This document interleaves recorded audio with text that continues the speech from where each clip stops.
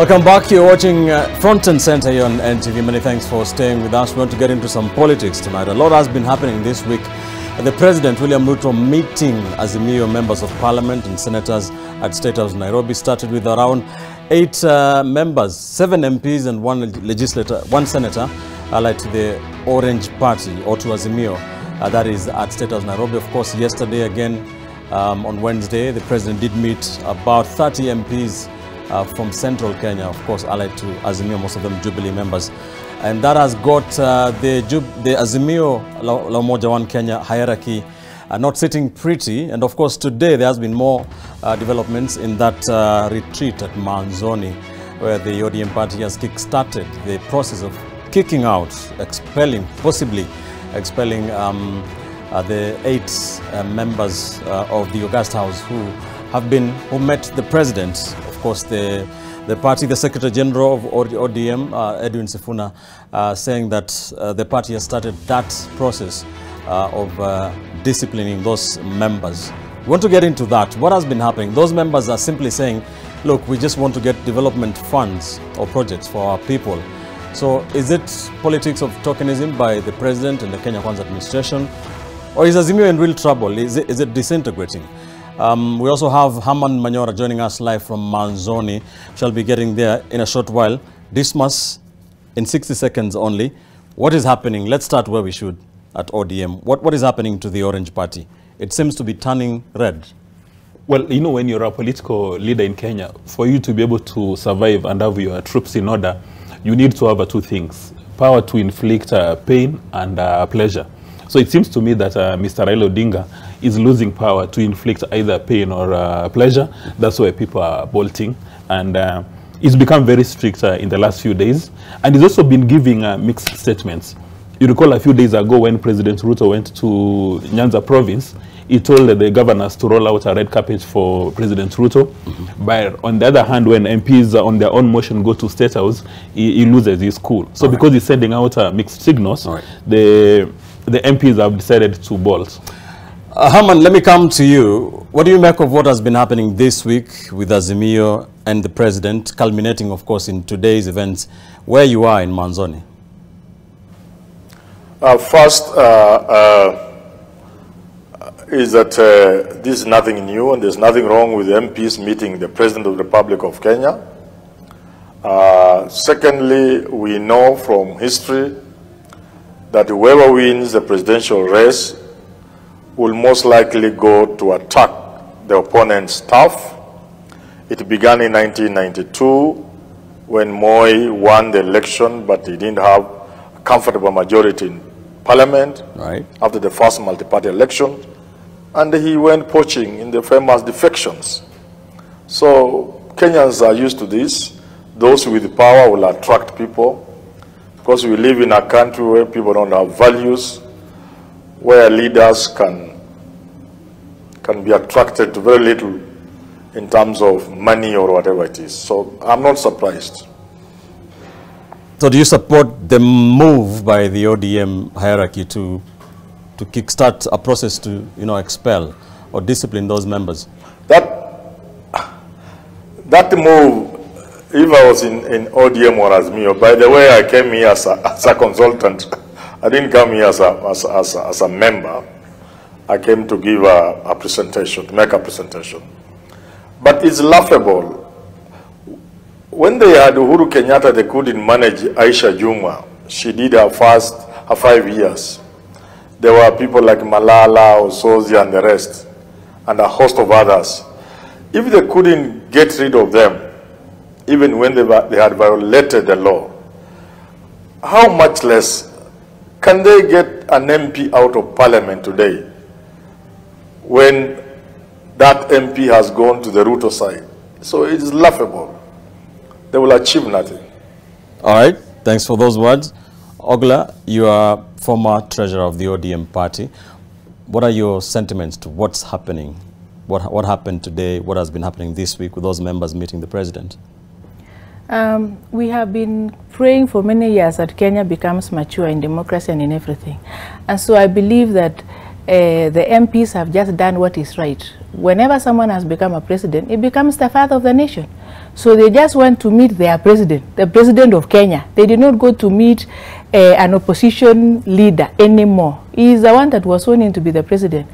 And for, like what Manyora is saying, the things that were done today to one of the MPs who had gone to meet the president, in my view, I sometimes think that some people may not be living in reality, because if you talk to so many people in my former party in ODM, and even many Kenyans that were supporting Baba, I'm sure even Makia may have voted for him like I did, many people are disgruntled. I mean, nobody is any more interested in building anything called ODM now. People are looking at better things for life. So I don't think there is any mistake the leaders did, and I believe that many are going to go. Many more are going to go to meet the president of the nation of Kenya, not to meet an opposition leader. The opposition is in Manzoni now. The president is in the State House. So nothing new from where you sit? No, nothing new and nothing wrong really. And there's nothing even that can happen to those leaders. In fact, chasing them out of Manzoni is just building them and making them more popular for no reason. All right. Mark, the ODM leader, the Azimio leader, Raila Odinga, called those leaders who met the president traitors because they did so without consulting or permission from the coalition. And the Langata MP, Felix Odiwuor, also known as Jalango, did not receive a very good, did not get a very good reception at Manzoni, almost being roughed up there. What's your take on that? Let me start where historically I am always at. I've always advocated for handshakes. What do I mean? I'm one of those people who believe that the Nusum Kate government was not a bad thing for this country. It saw double-digit growth in the country. It saw a more bipartisan approach to issues. And it's the time, weirdly enough, where we had the least amount of corruption cases reported. Now, in this particular case, what is happening is our president has decided he will have a handshake with every political leader from Azimio that is willing to shake his hand for the future of this nation. That's his decision. Right. He has decided that for as long as you are an elected leader and you want to meet him and you want to have a handshake, he will shake your hand. That has been his decision. Now, what does that then portend for Azimio? Dismas said something interesting, that you need the power to inflict pain or to give pleasure. Number one, all the pleasure benefits that ODM can give have already been given. Right. Leader of minority, minority whip, etc. have already been given. Do they have the potential to cause pain? The only pain you can cause is to lock out Jalango from your meeting. Does that materially affect Jalango's ability as an MP or as a leader? Or, no, it does not. In fact, what it does, it ingratiates him to his people. Now, where is ODM? ODM needs to make a decision. And this is the reality. There are some in ODM that can smell blood in the water. What is the blood? That Raila Odinga lost in 2022. It's his last bullet. Let me take over. Let me shed off the shackles of the father of ODM. So there are people who are seeing a chance of leadership, others that are seeing a chance of freedom. Number three, there are people who are also thinking about personal survival.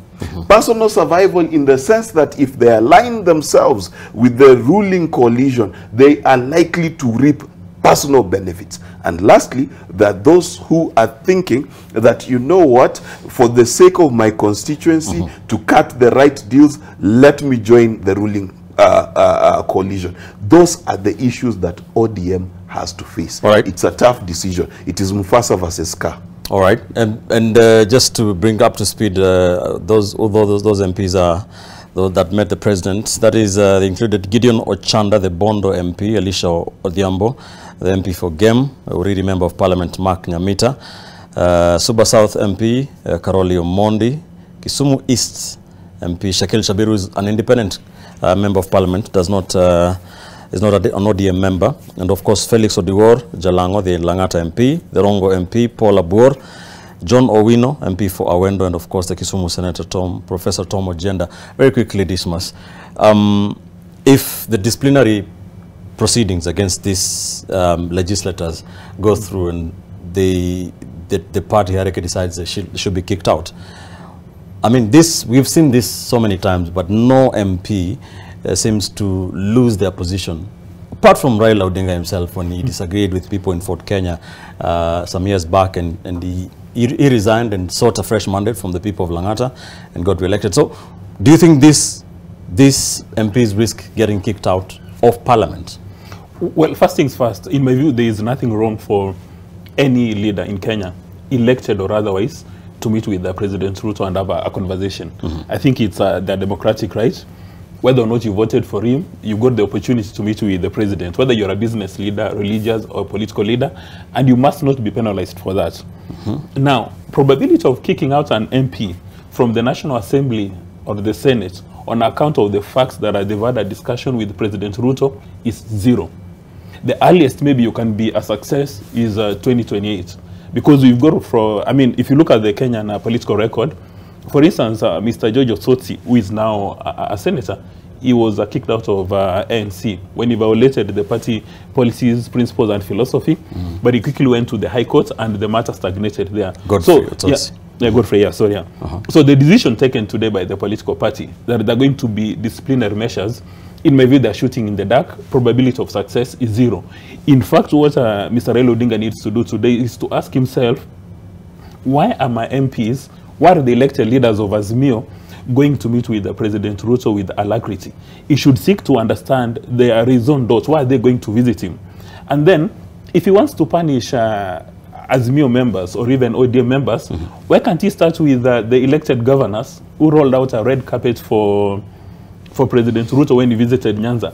And also for these MPs, why did he pick on Jalango? Why not the rest? Is there any reason as to why Jalango is the first one? Could it be because he's an MP in Nairobi, or is his MP, I mean, he represents him in the National Assembly? Those are the valid questions. So, Mr. Raila Odinga, I think what has happened is, as Mark has indicated, people are saying that there's going to be a vacuum, there's going to be a gap, that he's slowly losing his political capital. And as Olga has also indicated as well, there are a number of people who are aligned with Raila Odinga, but because of his high appetite of blowing up bridges, they're no longer interested. The President of the Republic of Kenya, at some stage, was a member of ODM.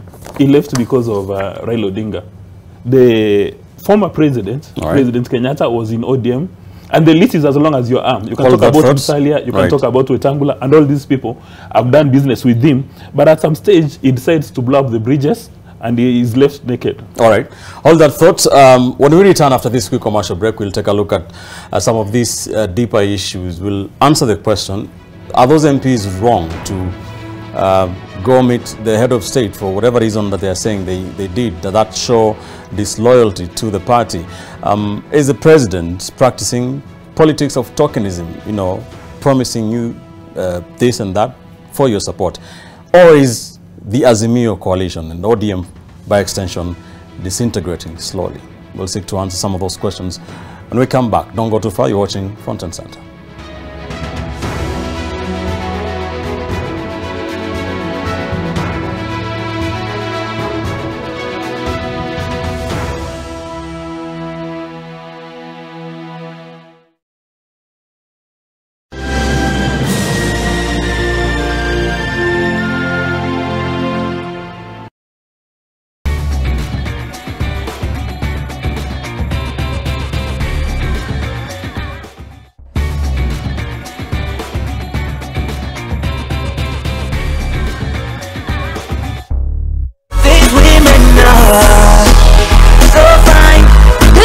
We go ham. It's energy packed in an all-exclusive show. My name is Roberto Amarula. Oh, have you seen my Amarula? So sweet. This was Carol.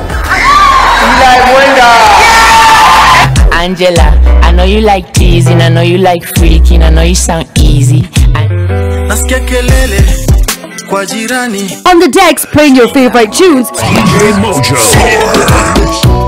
On the socials, it's the noisy neighbor Osoro Mbuyamono. Your host, Amina Abdi Rabah. Great music, fantastic hosts, and great guests. The Trend, only on NTV. My lips, your lips, they touch, they kiss, The Trend in association with Glovo. With Glovo, you have the city in your hands. Unatamani chakula different? Order Glovo, ujaribu restaurant mpya. Unataka drinks zaidi? Order Glovo, ushangilie timu yako. Download the app and order anything you want. They call February a month of love. I'm single, I'm happy and proudly 40. I am single but kuna mali nimekelea deposit. But I believe love is a decision that you make. Well, we found on what we wanted to show them. But we were not open about what is happening behind the scenes. Yeah. The girlfriend whom I was dating was also dating my brother. Kuna vile tu chungu na kurudishanga. God, yani. To your first love. True.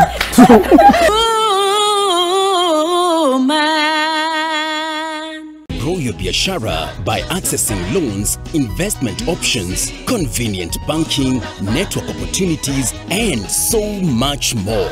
Njoo tukujenge. Visit any one of our 93 branches countrywide. Family Bank is regulated by the Central Bank of Kenya. I leaked the photos of you two to the producer of the reality show. What? Jackie, I didn't want to tell you because it was on the day of your boss's accident. I didn't think it was good to tell you then. You knew that to enter a reality show was the greatest dream of my life. Look, Nicole, I came here to your house just to see you're not here. I'm not home because I was sad, but I'm fine now. And how come? Mickey took me to go skating. That's why I'm so happy now. Nicole, tell Jackie to bring it to the house right this instant. It had to be you. The Great Oasis Gardens in Nanyuki by Optiven is the perfect piece of land for you. Pay 379,000 and get 6,000 bob cashback. Call us on 0790 300 300.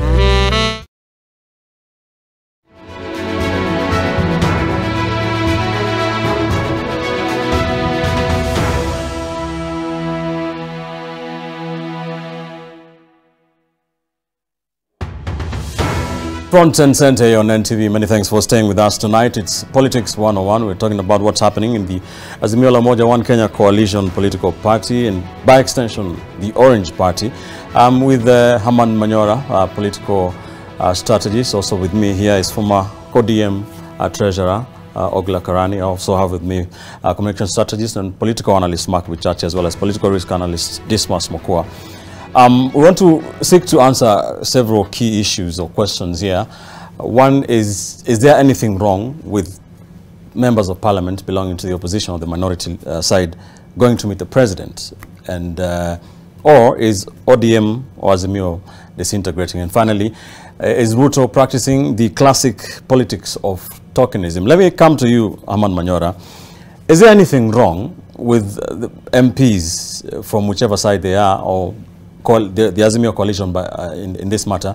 Is there anything wrong with them meeting the president? And does an MP have to beg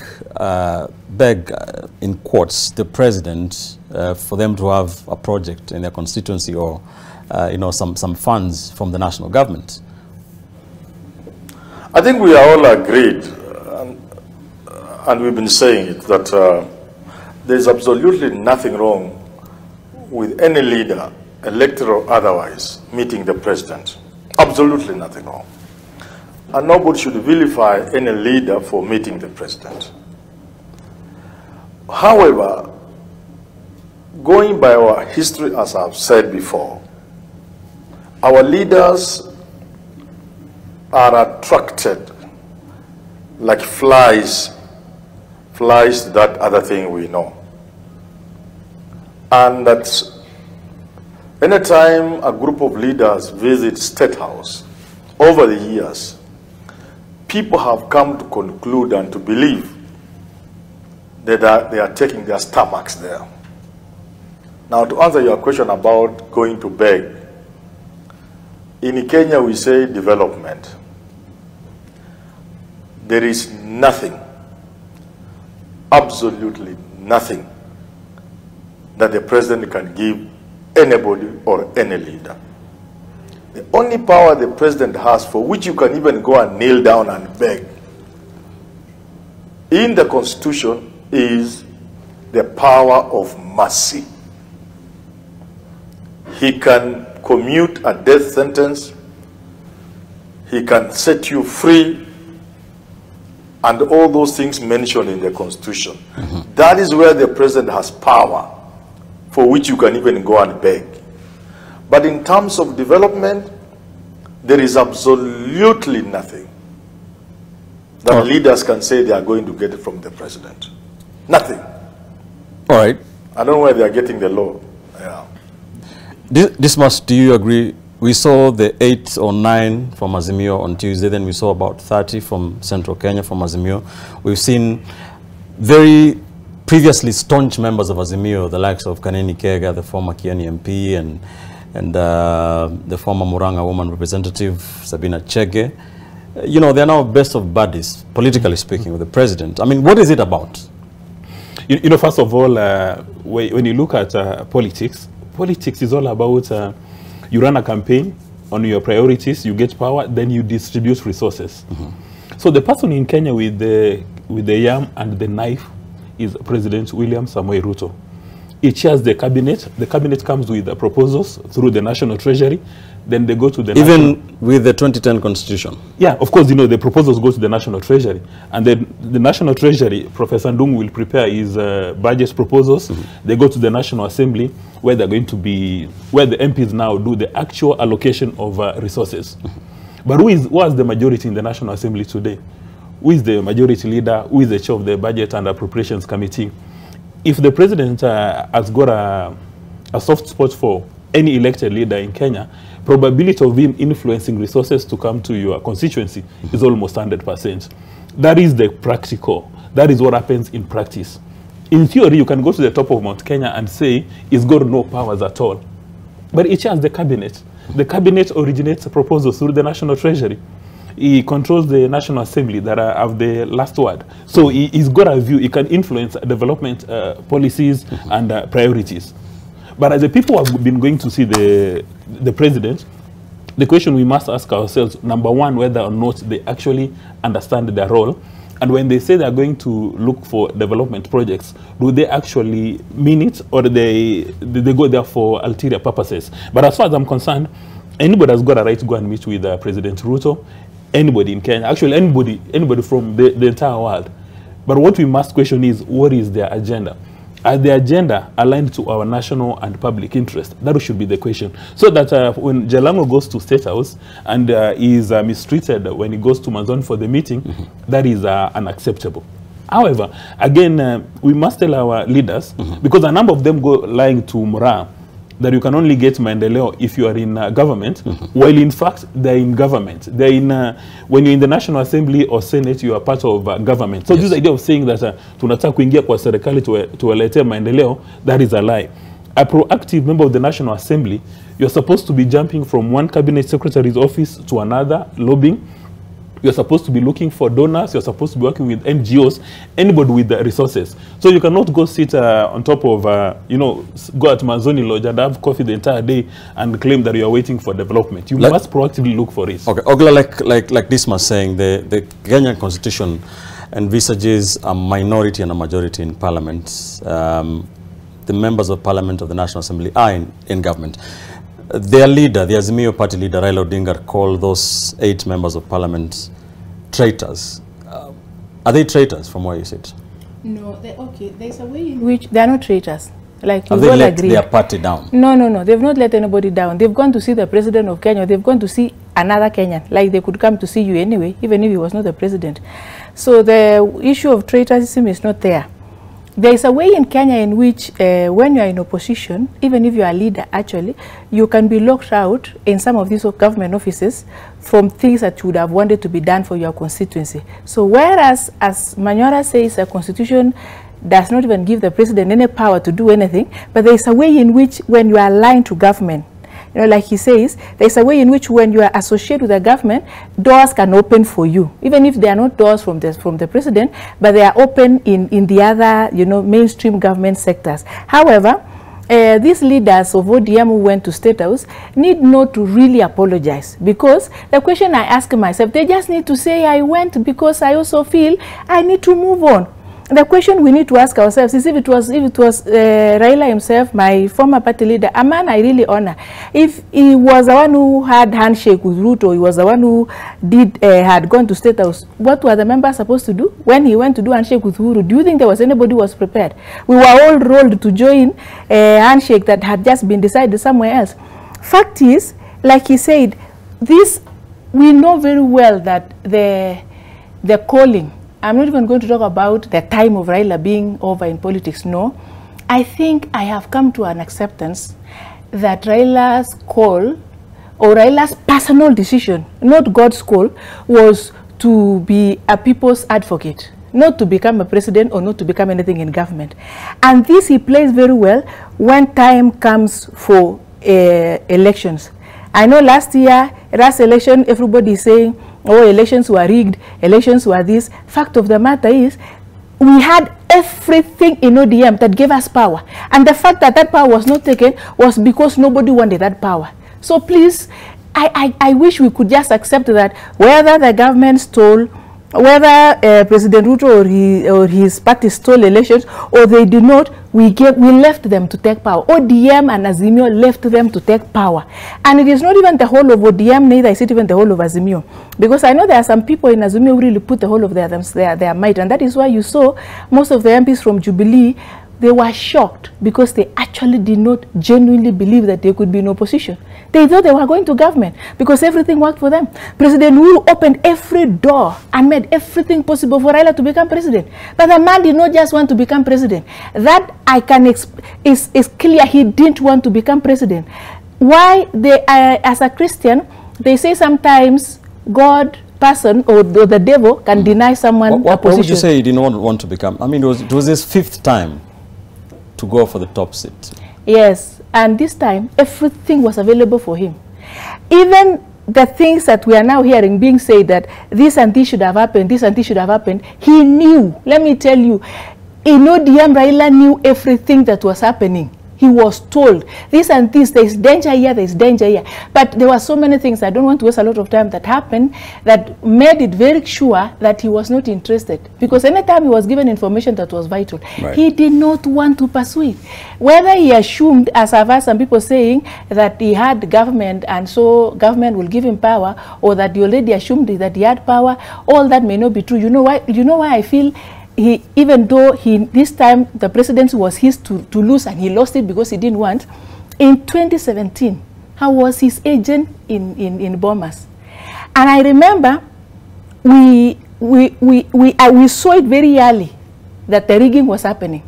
And what actually gave us a ruling that happened in, sorry that I'm taking your time, but what gave us that ruling that nullified the presidential election had nothing to do with what people imagined that that is why I feel very bad sometimes when we accuse our judges that they were bribed. Although you cannot know what people do privately, but in 2017, we wrote letters. I personally wrote those letters with Professor Shianga that went to IBC, and we were asking, you have made this announcement, but we have not seen this and that. We have not seen the forms and all that. And those are the letters that were taken to High Court, the Supreme Court. So 2017 was different from 2022. Listen, but after the presidential election was nullified, why did Raila choose not to run again? If he really wanted to be president, why did he choose not to run again? Good he question. Just decided not to run again. I want to hear Mark, but before I come to you, Mark, Haman, what is your take on Ogla's remarks there? Let's begin by saying, if people get development because they are connected to government, because they can speak well, what will happen to the Pokot, the Turkana, who may not have people who can speak well in State House? The development of this country must be evenly spread. Kibaki got us from roadside declarations, from begging. He told us, I as president have nothing to give you. So I do not agree with the idea, first, that people will go to government to get anything. Those are favors we don't want. But more importantly, I also don't want to agree with Ogla that Raila didn't want to be president. I have maintained that these elections were not free and fair. So unless what Ogla is saying is what I've heard many other people say, that since you know elections will be stolen anyway, why don't you also steal? If that's what Ogla is saying, I have heard many people say. But I've also heard Raila react to that kind of thinking, that he could not have fought this long, suffered this long, to have a good Kenya. Then him, Raila Odinga, becomes the man to implement the things he has been fighting. Electoral theft, electoral injustice. How would he participate in that? I think we must appreciate what Raila has done for this country and not pushing him by telling him, since the elections are stolen, you too should steal. Then what was he fighting for? You are putting him in a very awkward position. All right, thank you. Mark Bichacha, your thoughts?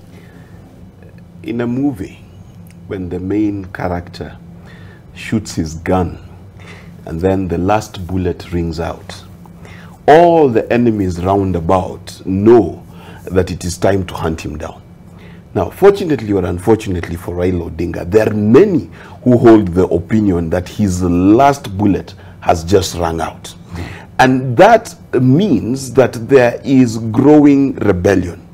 Now, I want to situate what we are discussing in the broader context of what is going on.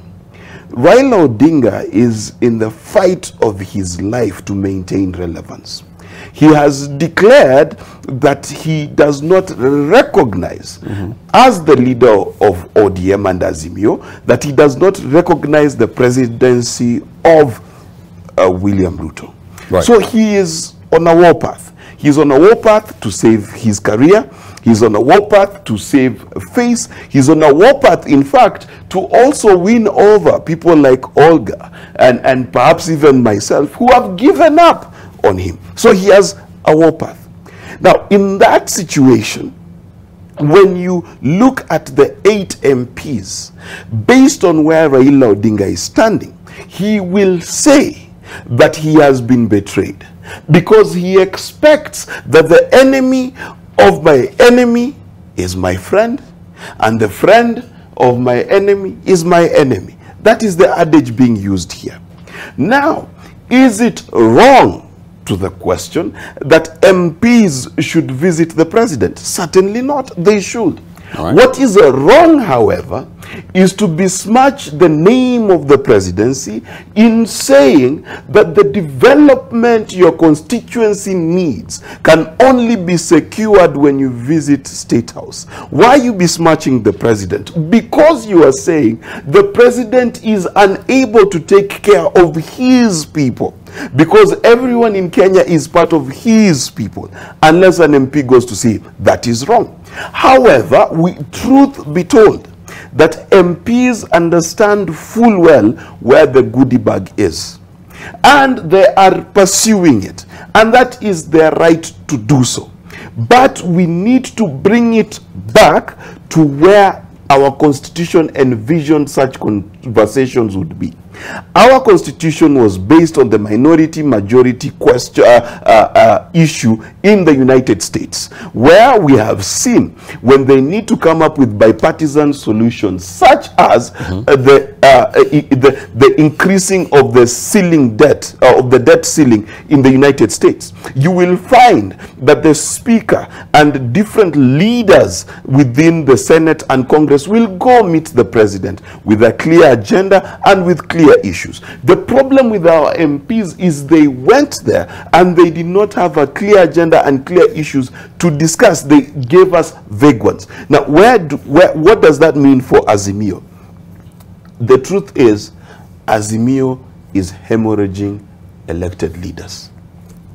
Azimio is hemorrhaging the ability to stand and say no to what they think government is saying wrong. Let us remember that Raila Odinga, Martha Karua, Kalonzo Musyoka may kick and scream wherever they are, But whatever they're kicking and screaming about will not become law, will not get into the budget unless they have foot soldiers in the house who are able to deliver.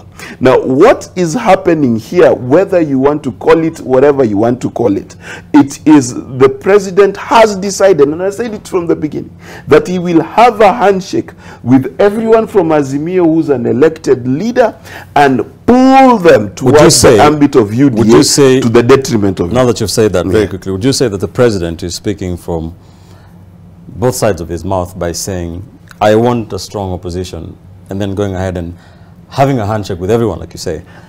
The truth is, and this can I say without fear of contradiction, the president wants his cake and he wants to eat it too.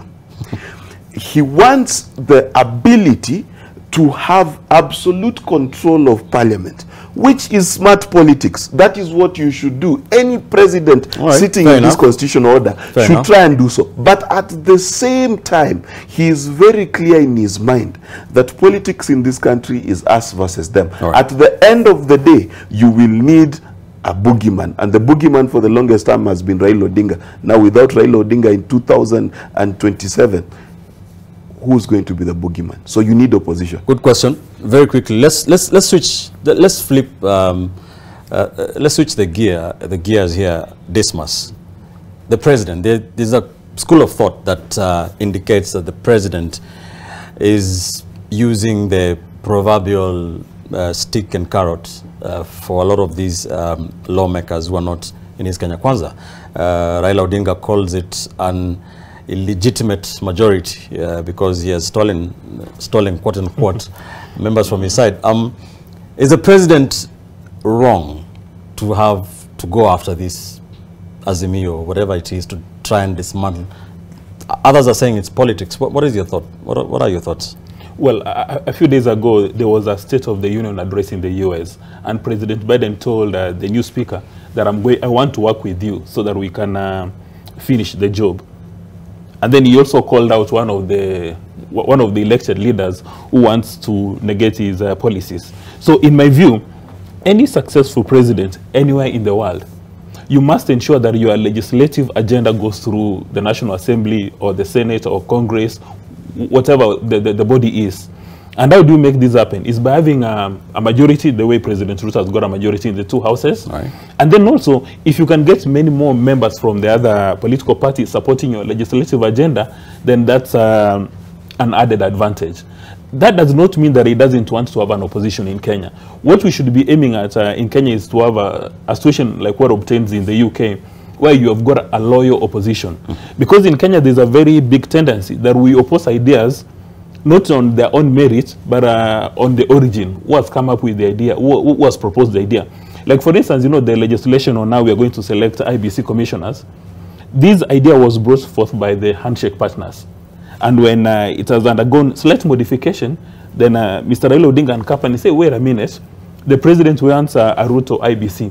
And they're the ones who originated the idea. So in my view, we need to have the loyal opposition, but the minority party must not run away from their primary responsibility. So by going to State House, as I see it, it doesn't mean that they are defected to Kenya Kwanza. It means that they're just having a cup of tea with the president. They've got issues they want to discuss, and there's absolutely nothing wrong. But the question we must ask today, what gives those elected leaders the alacrity to go and meet with President Ruto, knowing very well that the majority of them got elected, not on their own merit, but because Raila put in a word for them.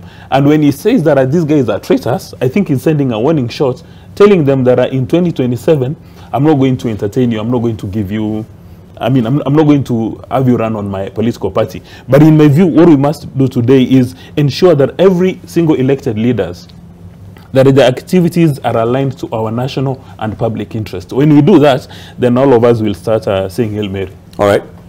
Haman, what would you say to those who accuse the president of practicing politics of tokenism, to use the cliche? But of course, it's out there, everybody can see it. Let me talk about these MPs going for development. I think that's much more important. First of all, it is possible that the president could favor one side which talks to him well. But you see, the reason why that is possible, Ben, is because our parties and our leaders are lazy. If people are not lazy, political parties, they can engage in serious research and have all the facts on the table. With such a facts about how government money is being spent, about projects and the so-called favors, there is no way the president will repeat that if we ever did it, because they will table the evidence. Now, secondly, I've heard people talk about Raila being finished. It's not the first time Raila is losing leaders. We know Raila has always reinvented himself and put a team every time he needed one. But let me now sound the warning. To those, including the president and the leaders who are defecting, who are now celebrating, instead of weakening Raila Odinga, you could be playing into his hands.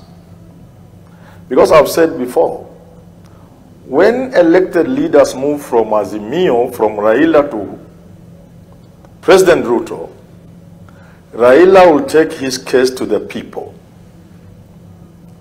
And don't look any further than the rallies, Jacaranda, Kamkunji, Kibra, and the rest that we are going to witness. That tells you the country is feeling some pain. And what Raila says resonates with the people. So when the leaders desert him, they are making his work much easier, because he will only need to say that the president does not intend to deliver his promises on his promises. And he has chosen a shortcut, which is to buy your leaders. Then with your leaders, he will ignore you and let you suffer the way you continue to suffer. That message from Raila will work wonder. So if I were the president or these leaders, I wouldn't celebrate that I have managed Raila merely by elected leaders going to the other side. Thanks, Herman. What's your take on that, Ogla? Very quickly as we wind up. My brother Manyora, you know me very well. I would never be the one to support rigging elections, never at all, because I fought against rigging elections. What I'm saying is, elections should have been any mistake in the last year election should have been prevented, and the winner should have been a genuine winner.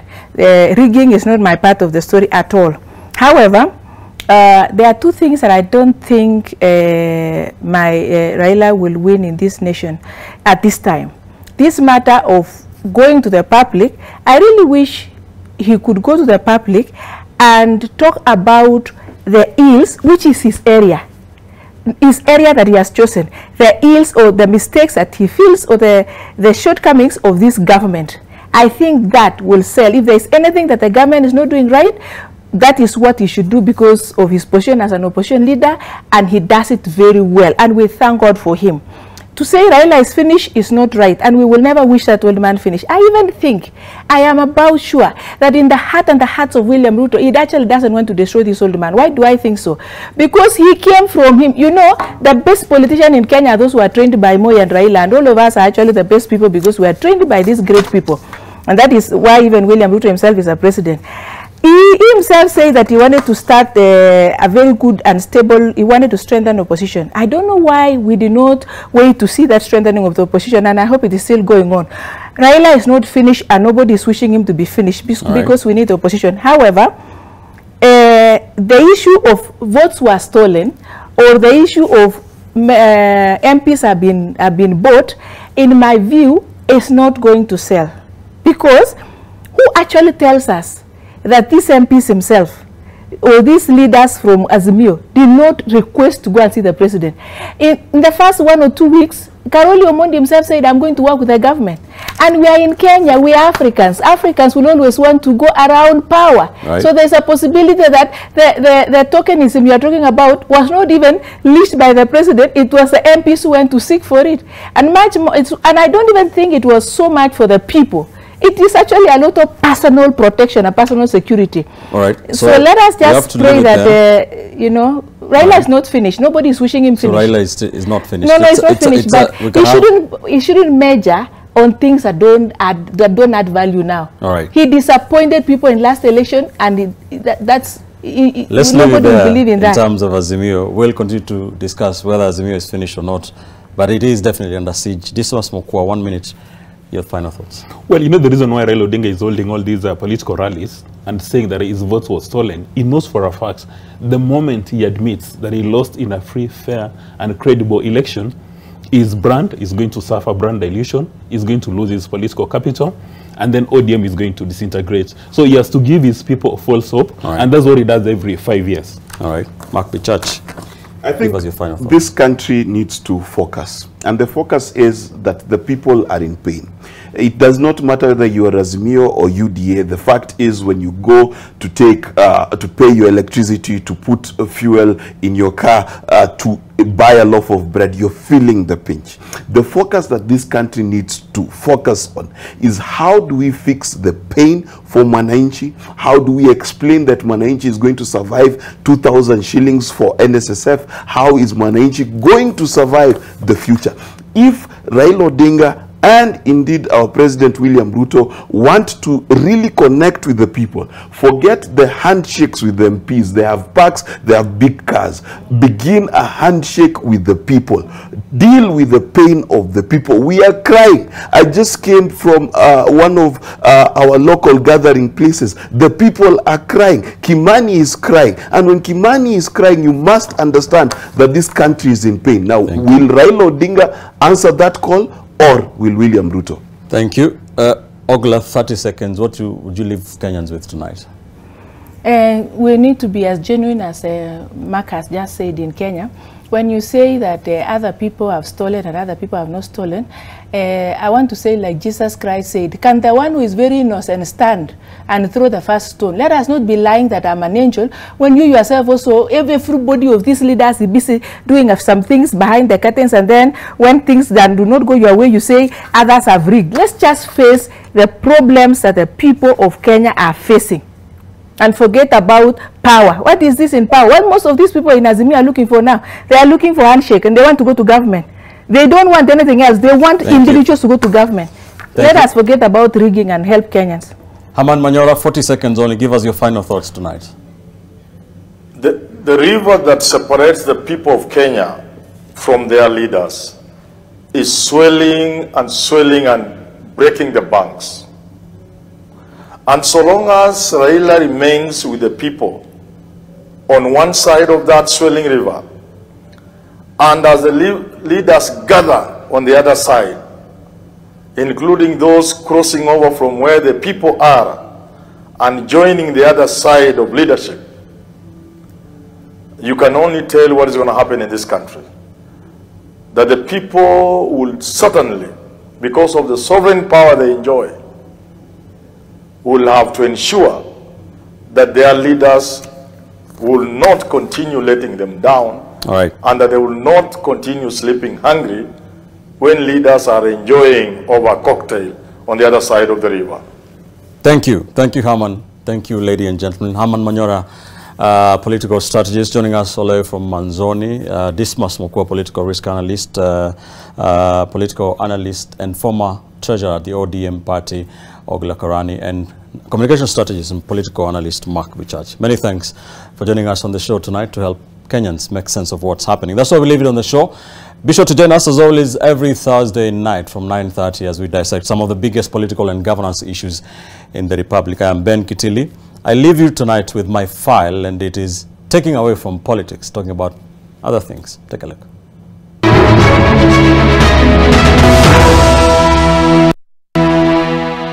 The government has finally rolled out subsidized fertilizer to farmers in select parts of the country, as earlier promised, in a bid to improve farmers' yields, food security, and stabilize consumer prices, ultimately bringing down food commodity prices. The Kenya Kwanza government's plan is pegged on subsidizing production as opposed to subsidizing consumption. So how does this fertilizer subsidy work? The Kenyan government has instituted various fertilizer subsidy policies for farmers over the years. There are two main ways of implementing these subsidies: using targeted input vouchers or universal subsidy programs. The government is using the targeted vouchers to get fertilizer to farmers at nearly half the normal price ahead of the 2023 long rains. The government has committed to subsidize a total of 500,000 metric tons of fertilizer ahead of the planting season. First, farmers should be registered. The Ministry of Agriculture has been digitizing farmers across the country. Digital registration is ongoing at assistant chiefs' offices countrywide, and so far a total of 4.3 million farmers have been added to the database, with 1.08 million of them being maize farmers, Kenya's staple food. The government has categorized the subsidized fertilizer on offer into two: 300,000 metric tons of planting fertilizer available for farmers, with another 200,000 metric tons of top dressing fertilizer on offer at a subsidized price. Under the targeted input voucher system being employed by the government currently, farmers receive e-vouchers which are redeemable at National Cereals and Produce Board (NCPB) and Kenya National Trading Corporation (KNTC) distribution centers countrywide. Basically, the distributors accrue the vouchers, then get compensated by the government for the price difference between the subsidized price and the market price. Farmers will pay 53% of the full commercial price of the fertilizer, that is 3,500 Kenya shillings per 50 kilogram bag. From there, the distributors will submit the vouchers to the government for payment of the remaining 47% of the total market price, which is 6,500 shillings per 50 kilogram bag. Specifically, the farmer will be required to visit an NCPB or KNTC store with a voucher and national identity card. Upon verification, the voucher redemption process will begin and the farmer will be prompted to make payment depending on the amount of fertilizer they are purchasing. They will then receive their goods and an SMS prompt to confirm receipt of the fertilizer. The program is set to continue until the onset of this year's long rains in March, with the eventual outcome being stabilizing of food prices in the country. However, experts have indicated that assessing success of a fertilizer subsidy is not straightforward, and the government could end up overspending. Corruption, market distortion, large-scale farmers appropriating most of the value, and rainfall failure have been touted as potential stumbling blocks to this seemingly robust policy to enhance food security.